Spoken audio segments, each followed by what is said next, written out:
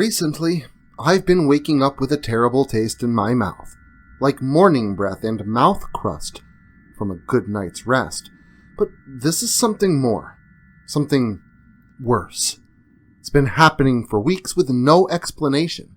I thought maybe I should brush my teeth more often, change my diet, get sinus medication, anything.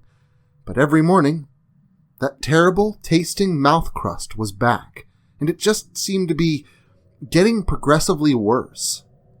Well, last night I wasn't feeling too well, so I told my wife that I was going to go and lie down early, to which she agreed would be a good idea, commenting on my pale appearance.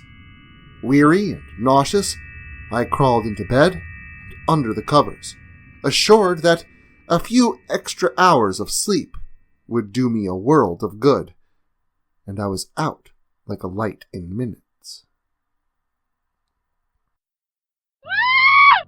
I awoke in the middle of the night to a blood-curdling shriek, and upon looking to my side, I realized that my wife was curled up against the wall, as if cowering from something horrifying.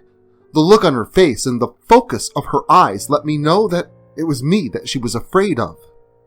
I asked her what happened, what was wrong, but what she said both made little to no sense and cut me to the quick with a deep-seated fear.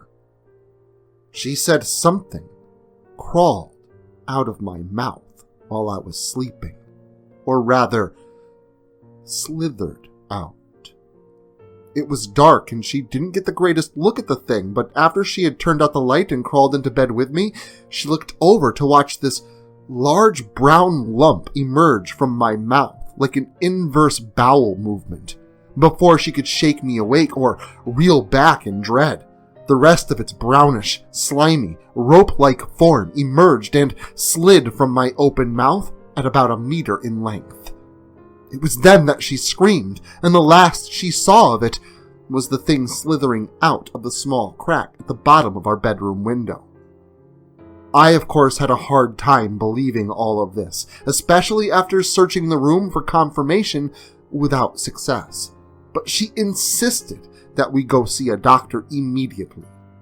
Concerned for her mental well-being as well as my physical health, we drove to the ER in the dead of night. The hospital was actually mostly dead by the time that we had arrived, getting me in to see a doctor with great efficiency. He ran some tests, took some blood, and insisted that I stay overnight just for observation. Hesitantly, I agreed. I was feeling much better than before, but if something had slithered its way out of my body, a night in the hospital would certainly be prudent.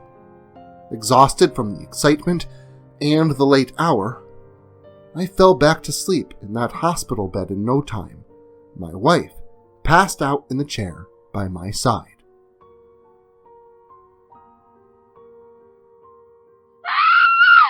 I awoke again to yet another scream, but this time when I opened my eyes, I saw the doctor standing beside my wife, and the both of them wide-eyed in amazement and a grand terror I did not want to know, but knew I would soon. My wife was crying and sobbing uncontrollably. Something apparently had made her come undone at the seams.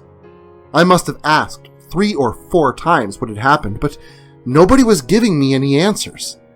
Finally, I grabbed the doctor by his arm and demanded that he tell me what's going on. And that's when he grimaced and held up a small, clear plastic container for me to see. There had been no evidence that a large creature had been feeding off my body, no facts to support my wife's claim that a tentacle-shaped thing had once been living inside of me. But what made him question his previous assertions was the 3 smaller ones this morning that came slithering out my nose.